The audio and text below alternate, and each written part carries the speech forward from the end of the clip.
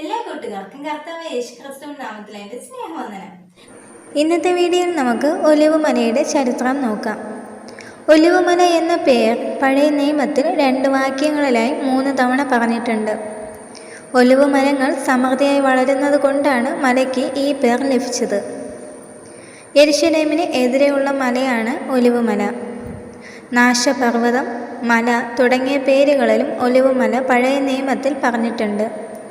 ശലോമോൻ യെരുശലേമിന് എതിരെയുള്ള മലയിൽ മ്ലേച്ഛ വിഗ്രഹങ്ങൾക്ക് പൂജാഗിരികൾ പണിതു. അത് ഈ ഒലിവുമലയിലായിരുന്നു.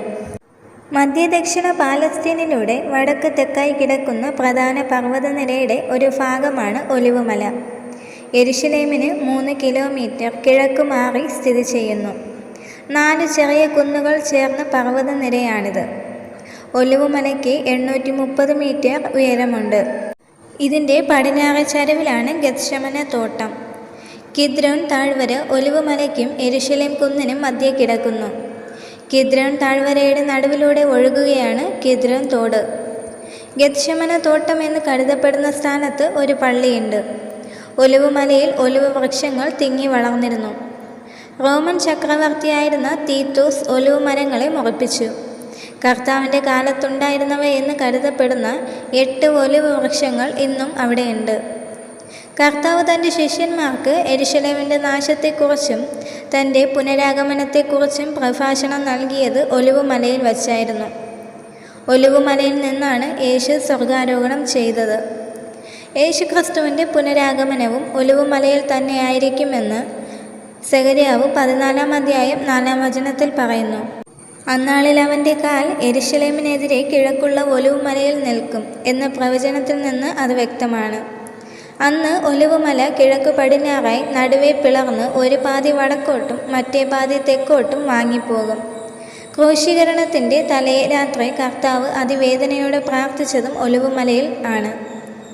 2 ശമൂവേൽ 15-ാം അധ്യായം 30-ാം വചനത്തിൽ ദാവീദ് കരഞ്ഞുകൊണ്ട് ഒലിവുമല കയറിയതായി കാണുന്നു.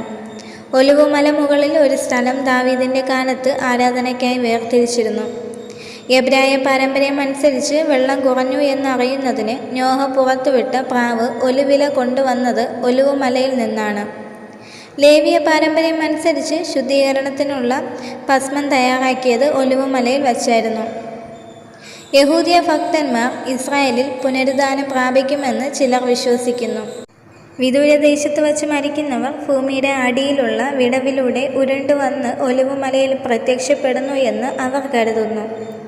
യഹോവയുടെ മഹത്വം പാപം മൂലം യെരുശലേം ദേവാലയം വിട്ടുപോയി. തുടർന്ന് ഇസ്രായേൽ ജനത്തിൻ്റെ പ്രായശ്ചിത്തം കാത്തുകൊണ്ട് ഒലിവുമലയിൽ 3.5 വർഷം കറങ്ങി നിന്നുവെന്ന് വിശ്വസിക്കപ്പെടുന്നു.